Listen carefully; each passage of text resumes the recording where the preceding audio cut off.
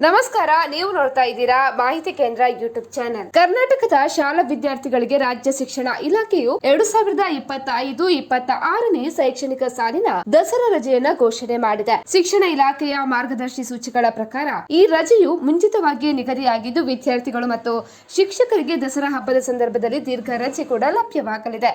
ಹಾಗಿದ್ರೆ ಯಾವಾಗ ರಜೆ ಸಿಗಲಿದೆ ಅಂತ ತಿಳಿಯಲು ವಿಡಿಯೋವನ್ನ ಪೂರ್ತಿಯಾಗಿ ನೋಡಿ. ಅದೇ ರೀತಿ ಮಾಹಿತಿ ಇಷ್ಟ ಆದಲ್ಲಿ ವಿಡಿಯೋಗೊಂದು ಲೈಕ್ ಅನ್ನು ಕೂಡ ಕೊಡಿ. ಸೆಪ್ಟೆಂಬರ್ 20, 2025ರಿಂದ ಅಕ್ಟೋಬರ್ 7, 2025ರವರೆಗೆ ಒಟ್ಟು 18 ದಿನಗಳ ಕಾಲ ಶಾಲಾ ಮಕ್ಕಳು ರಜೆ ಪಡೆಯಲಿದ್ದಾರೆ.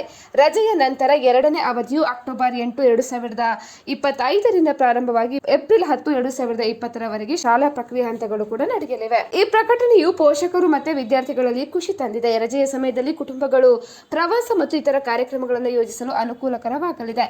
ಈ ಬಾರಿ ಮುಂಚಿತವಾಗಿಯೂ ರಜೆಯ ದಿನಾಂಕಗಳು ಸ್ಪಷ್ಟವಾಗಿರುವುದರಿಂದ ಶೈಕ್ಷಣಿಕ ಚಟುವಟಿಕೆಗಳಿಗೆ ಯಾವುದೇ ಅಡಚಣೆಯಾಗದಂತೆ ವೇಳಾಪಟ್ಟಿಯನ್ನು ರೂಪಿಸಲಾಗಿದೆ.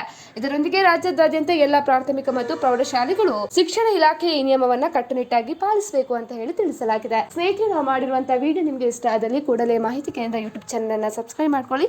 ಅದೇ ರೀತಿ ಈ ಮಾಹಿತಿಗೊಂದು ಲೈಕ್ ಅನ್ನು ಕೂಡ ಕೊಟ್ಟು ಸಹಕರಿಸಿ.